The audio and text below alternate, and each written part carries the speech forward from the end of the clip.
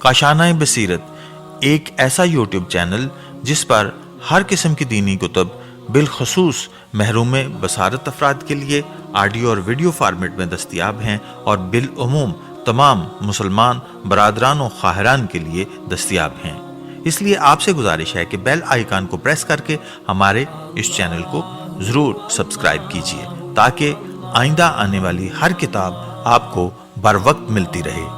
काशानाए बसीरत, काशानाए बसीरत, काशानाए बसीरत, काशानाए बसीरत।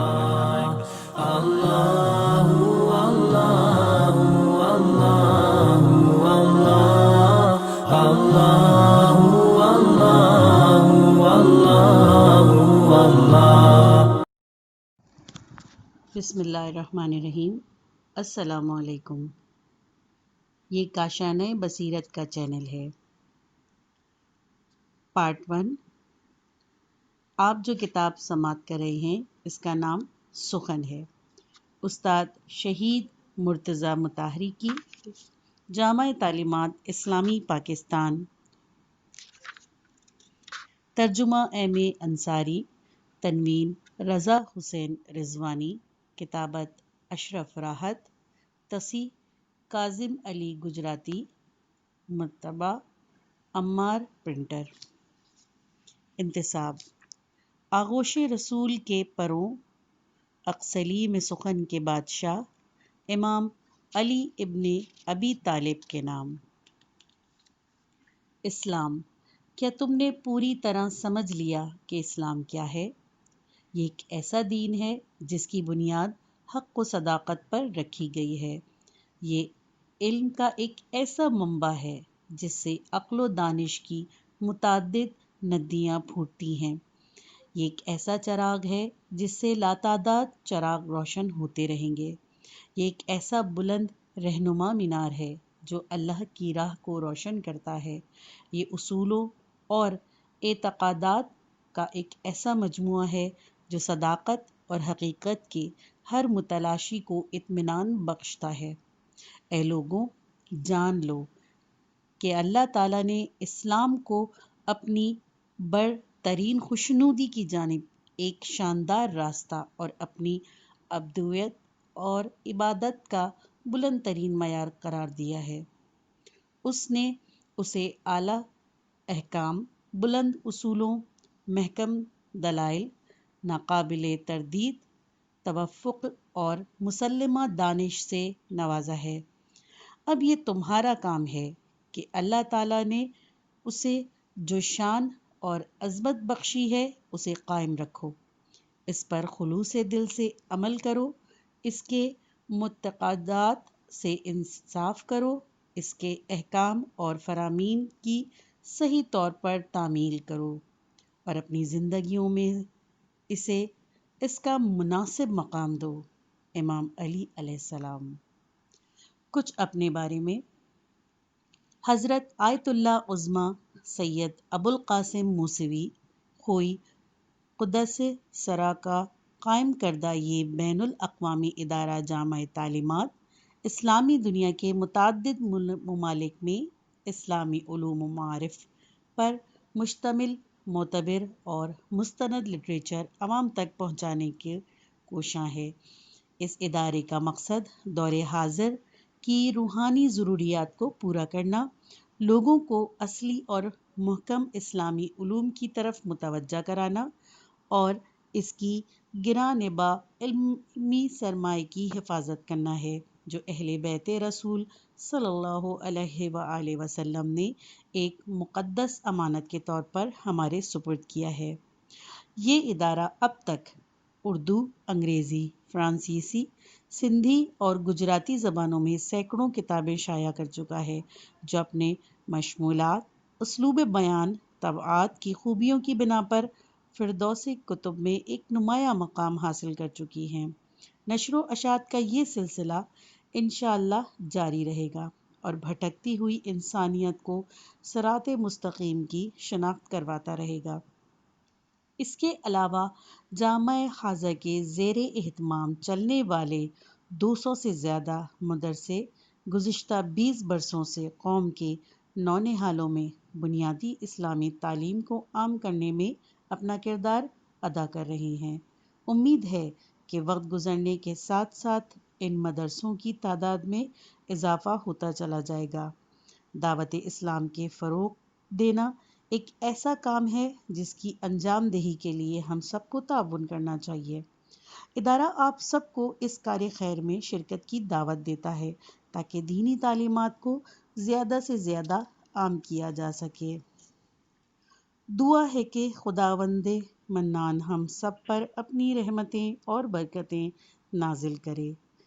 دعاؤں کا طلبگار شیخ یوسف علی نفسی، وکیل حضرت آیت اللہ عظمیٰ سیستانی دائم ظلم العالی۔ قارئین گرامی، یہ کتاب ادارہ جامع تعلیمات اسلامی مطبوعات میں سے ہے۔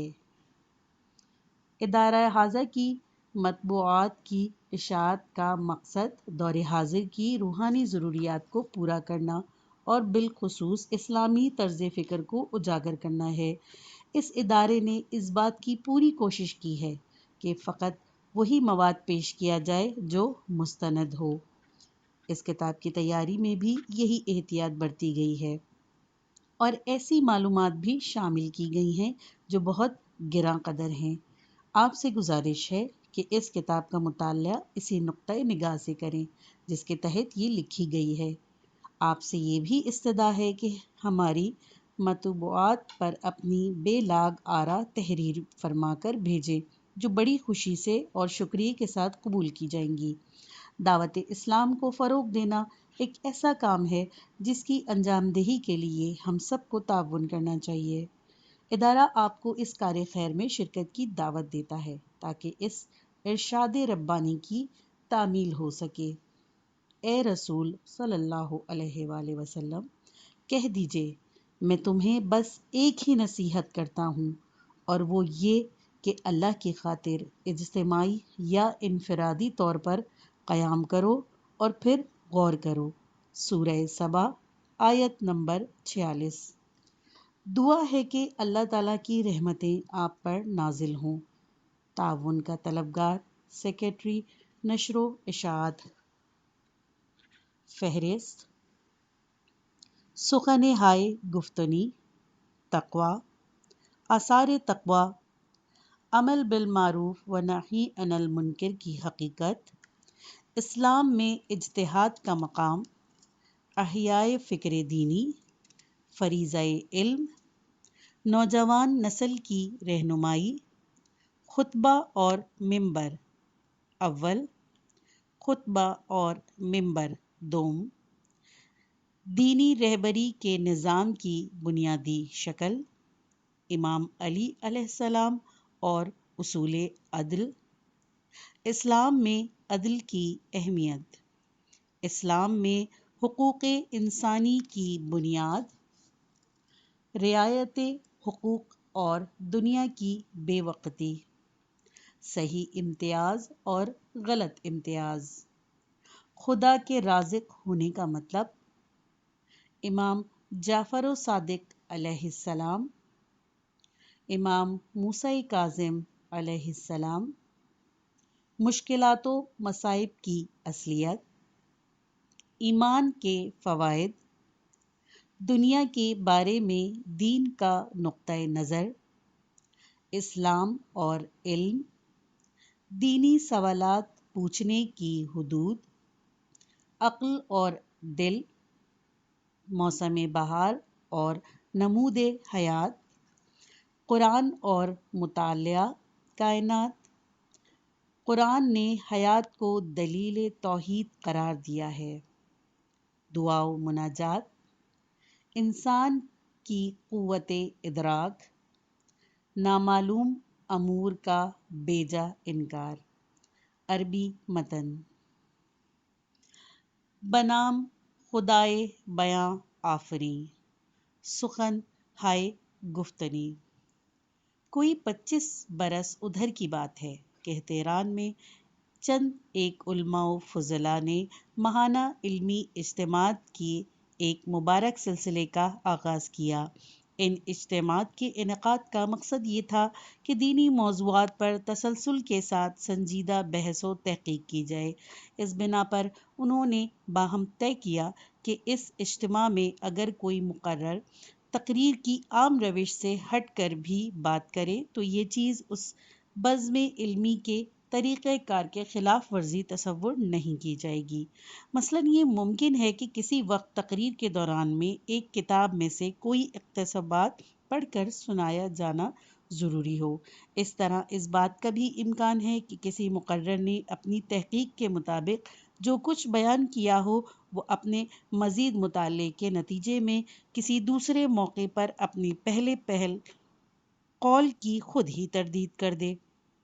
علاوہ ازیں ان اجتماعات میں یہ گنجائش بھی موجود تھی کہ کوئی دوسرا مقرر اپنے سے پہلے مقرر کی کسی بات کو دلیل و برہان کے ساتھ غلط قرار دے دے۔ چونکہ ان اجتماعات میں ہر مقرر کو شروعات میں اپنے موضوع کا اعلان لازماً کرنا ہوتا تھا، اسی لیے وہ پوری طرح تیاری کر کے آتا اور سامعین کو بھی پہلے ہی معلوم ہو جاتا تھا کہ آج وہ کس موضوع پر تقریر سنیں گے، لہٰذا وہ خود کو اس خاص موضوع پر ہونے والی گفتگو سننے کے لیے ذہنی طور پر تیار کر لیتے تھے۔ یہ تھا وہ مخصوص طریقہ کار جس کی بدولت ان علمی اجتماعات میں افادہ اور استفادہ کے یکساں مواقع میسر تھے۔ ان علمی محافل میں بافضیلت افراد مجتمع ہوتے اور وہاں اپنے وقت کے عظیم اور باکمال ارباب سخن داد سخن دیتے۔ ان میں ایک ممتاز نام استاد مطہری شہید کا ہے۔ انہوں نے ان علمی مجالس میں مختلف اسلامی موضوعات پر اپنے مخصوص انداز میں جو یادگار تقریریں کی، زیر نظر کتاب سخن ان کا ایک شاندار مجموعہ ہے۔ سچ تو یہ ہے کہ ایسی بلند پایہ سخنزانی ایک ایسے ہی سخن سنج کا کام تھا جو رسخ علم، وسعت نظر، تحرک فکر کا حامل اور اسلامی اقدار کے احیاء کا عزم و حوصلہ رکھنے کے علاوہ ایک درد مند دل بھی رکھتا ہو۔ نگاہ بلند، سخن دل نواز، جاں پرسوز۔ نیز وہ احیاء اسلام کی خاطر چلائی جانے والی زندہ تحریکوں سے عملی وابستگی بھی رکھتا ہو۔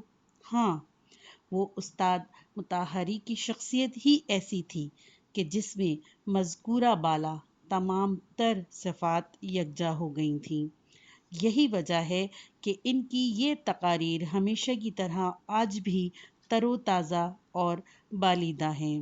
چنانچہ ان تقریروں پر مشتمل زیر نظر کتاب سخن میں علمی تبر، تاریخی اسناد، تحقیقی زاویے، تخلیقی قوت، عصری شعور اور بلاغت کے ساتھ ساتھ مطالب کی گہرائی سبھی کچھ نظر آتا ہے۔ ابھی کل کی بات ہے کہ ہر علم دوز شخص کو دینی موضوعات پر عملی و تحقیقی کتابوں کی کمی کا سخت احساس ہوتا تھا، لیکن بحمداللہ اب محرومیت کا یہ تصور آج کی کامرانی اور آنے والے کل کے لیے بلند ترین توقعات میں بدل رہا ہے، کیونکہ جامع تعلیمات اسلامی نے اردو، انگریزی اور دیگر کئی زبانوں میں جو مختلف النوع علمی و تحقیقی کتابیں شائع کی ہیں، ان کے پیش نظر خواص کے ساتھ ساتھ عوام بھی اپنے گراں قدر اسلامی علمی ورثہ پر نازا ہونے لگے ہیں۔ چنانچہ اپنی اس کامیابی پر جامع حاضر خدائے تعالیٰ کے حضور سپاسگزار ہے۔ اس ضمن میں ہم یہ تو نہیں کہتے کہ کاریِ کردیم، مگر یہ ضرور کہیں گے کہ ہم نے کام کرنے کی ایک نئی راہ نکالی ہے اور ہم چاہتے ہیں کہ دیگریں آئندہ و کاریِ کنند۔ یہ تو ایک جملہ متعارضہ تھا جو ہمارے سلسلہ بیان میں در آیا۔ اس کے بعد ہم بات پھر وہیں سے شروع کرتے ہیں جہاں پر چھوڑی تھی۔ ہم کہہ رہے تھے کہ سخن میں تمام علمی و فنی خصوصیات موجود ہیں۔ اس کی وجہ یہ ہے کہ ہر کلام اپنے متکلم کی ذات کا نقش پیش کرتا ہے۔ چونکہ استاد مرتضیٰ مطہری شہید ایک جامع صفات ہستی کے مالک تھے، اسی لیے ان کی ذات کا جلوہ ان کی اس کتاب میں بھی نظر آتا ہے۔ جیسا کہ صاحبان فکر و نظر جانتے ہیں کہ ہر عہد اور ہر نسل کے ایک خاص متمم نظر ہوتا ہے جس کے مطابق تاریخ کی تعبیر کی جاتی ہے۔ چنانچہ آج امت مسلمہ کا ہدف احیاء فکر دینی ہے اور استاد مطہری اس میدان کے پیش رس شہوار ہیں۔ ان کی یہ کتاب سخن ہمارے علمی سلسلہ اشاعت کی ایک اہم کڑی ہے۔ اس کی طباعت و اشاعت میں ہم نے درج ذیل مقاصد کو مد نظر رکھا ہے۔ پہلا، سخن کے مطالعے سے ہمارے خطیب مقرر اور ذاکر حضرات دینی موضوعات پر غور و فکر کرنے کے نئے انداز اور اظہار و بیان کے نئے اسلوب سے روشناس ہوں۔ پھر وہ اسلامی نظریات کے ماتحت عصر حاضر کے سیاسی، سماجی اور دینی و اخلاقی مسائل پر اپنا نقطۂ نظر واضح کریں۔ دوسرا، سخن میں کار فرما فکر و نظر سے استفاضہ کرتے ہوئے ہمارے علماء و فضلاء بھی اسی نہج پر خالص علمی و تحقیقی مجالس کا اہتمام کریں، جہاں اسلامی اور عصری علوم پر عبور رکھنے والے فاضل نئے مسائل کا اسلامی حل پیش کریں اور حاضرین بالخصوص مسلم نوجوانوں کی اشکالات کو رفع کریں تاکہ وہ مطمئن قلب و ذہن کے ساتھ اسلام دشمن قوتوں کے ناپاک عزائم کو خاک میں ملا دینے کے لیے آمادہ اور تیار ہوں۔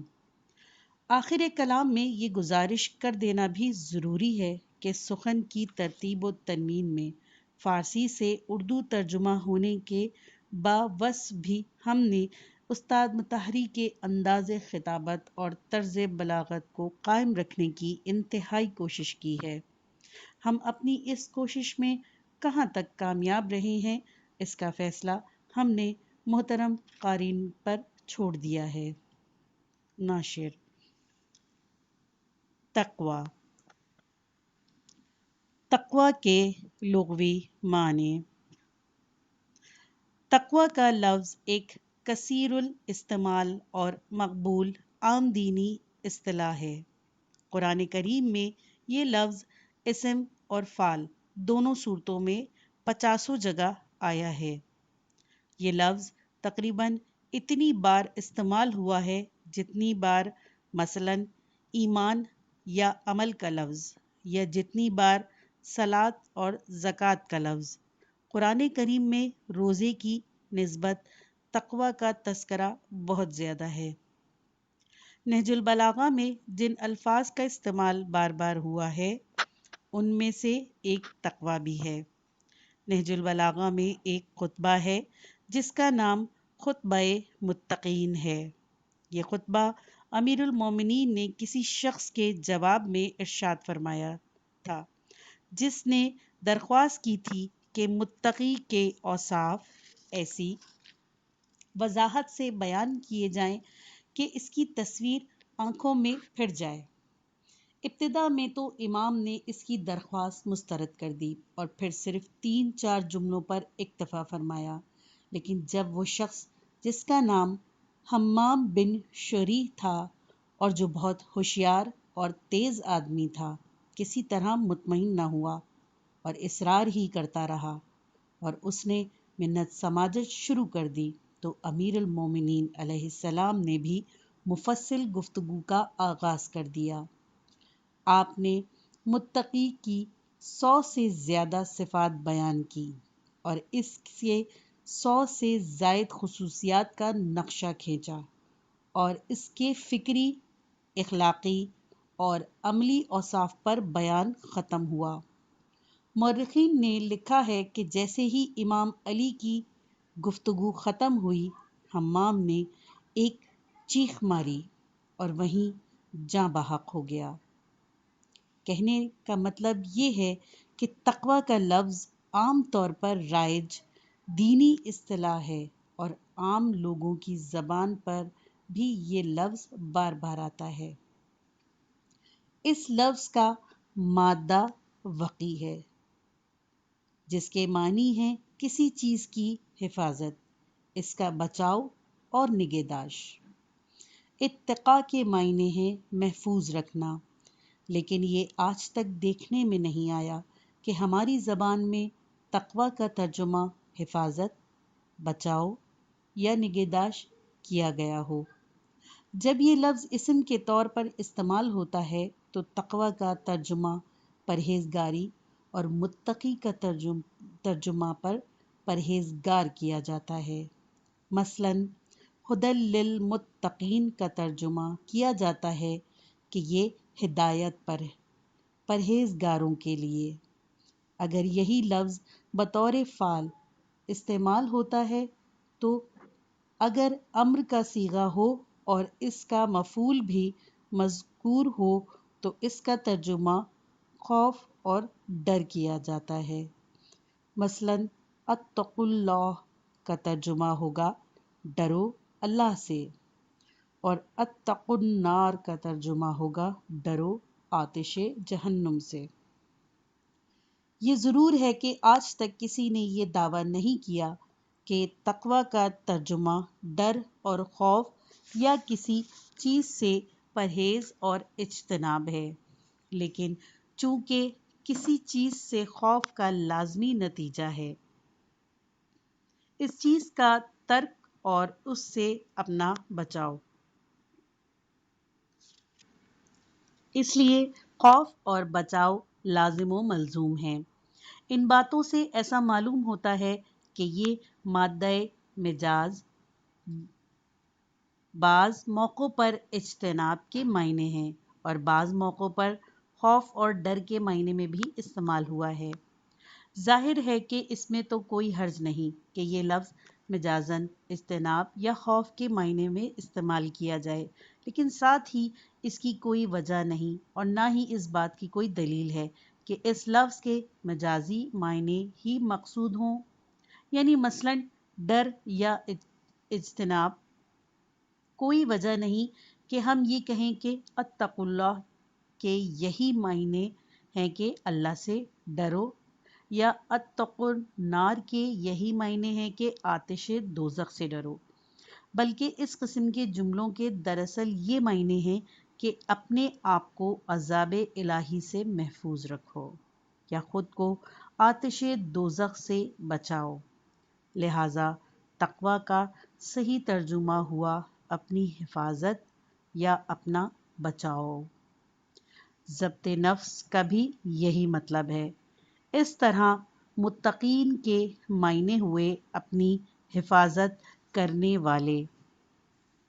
راغب اصفہانی اپنی کتاب مفروضات القرآن میں کہتا ہے، وقایۃ کے معنی ہیں کسی چیز کو نقصان دینے والی باتوں سے محفوظ رکھنا، اور تقوی کا مطلب ہے ان باتوں سے بچنا جن کا خوف ہو۔ یہ تو ہوئی اس کی لفظی تحقیق۔ بعد میں کبھی کبھی خوف کو تقوی اور تقوی کو خوف کہا جانے لگا، جیسا کہ سبب کو مسبب کے معنی میں یا مسبب کو سبب کے معنی میں استعمال کیا جاتا ہے۔ لہٰذا شریعت کی اصطلاح میں تقوی کے معنی ہو گئے نفس کو گناہ سے محفوظ رکھنا اور منحنیات سے اجتناب کرنا۔ راغب یہ تو تصریح کرتا ہے کہ تقوی کے معنی ہیں خود کو محفوظ رکھنا، لیکن وہ صراحتاً یہ نہیں کہتا کہ خوف تقوی کے مجازی معنی ہیں۔ وہ یہ بھی نہیں کہتا کہ اتقوا اللہ کے مجازی معنی مقصود ہیں۔ جیسا کہ ہم نے ابھی کہا، اس بات کی کوئی دلیل نہیں کہ اس طرح کے جملوں میں تقوی کا لفظ مجازی معنوں میں ہی استعمال ہوا ہے۔ یہ بات نسبتاً عجیب معلوم ہوتی ہے کہ فارسی اور اردو میں اس لفظ کا ترجمہ پرہیزگاری کیا گیا ہے۔ اب تک یہ کہیں دیکھنے میں نہیں آیا کہ کسی جگہ اہل لغت نے یہ کہا ہو کہ یہ لفظ اس معنی میں بھی استعمال ہوتا ہے۔ ابھی ہم نے دیکھا کہ راغب نے یہ تذکرہ تو کیا ہے کہ یہ لفظ خوف کے معنی میں بھی استعمال ہوتا ہے، لیکن پرہیزگاری کا تو اس نے نام بھی نہیں لیا۔ معلوم نہیں کب سے اور کیوں اس کا ترجمہ پرہیزگاری رواج پا گیا۔ کوئی اہل زبان دور قدیم یا دور جدید میں اس لفظ کا یہ مفہوم بیان نہیں کرتا۔ اس میں تو شک نہیں کہ تقوی اور کسی چیز سے حفاظت نفس کا لازمی نتیجہ اس چیز کا ترک اور اس چیز سے اجتناب ہے، لیکن اس کا یہ مطلب بھی نہیں کہ تقوی کے معنی ہی ترک، پرہیز اور اجتناب کے ہی ہو گئے۔ خوف خدا، چونکہ ضمناً خوف خدا کا تذکرہ آ گیا، یہ نکتہ بھی بیان کرنا ضروری معلوم ہوتا ہے کہ ممکن ہے کہ کسی کے دل میں یہ سوال پیدا ہوتا ہو کہ خوف خدا کا کیا مطلب ہے؟ کیا خدا کوئی خوفناک چیز ہے؟ خدا تو کامل و اکمل اور اس قابل ہے کہ انسان اس سے محبت کرے اور اسے دوست رکھے، پھر خدا سے ڈرنے کے کیا معنی ہیں؟ اس سوال کے جواب میں ہم یہی کہیں گے کہ واقعی ذات خداوندی خوف اور دہشت کا سبب نہیں۔ یہ جو کہا جاتا ہے کہ اللہ سے ڈرنا چاہیے، اس کا مطلب یہ ہے کہ عدل الہی کے قانون سے ڈرنا چاہیے۔ دعا میں آیا ہے ترجمہ: اے وہ ذات کہ جس کے فضل و کرم ہی سے امیدیں وابستہ ہیں اور خوف صرف اس کے عدل کا ہے۔ اسی طرح دعا میں یہ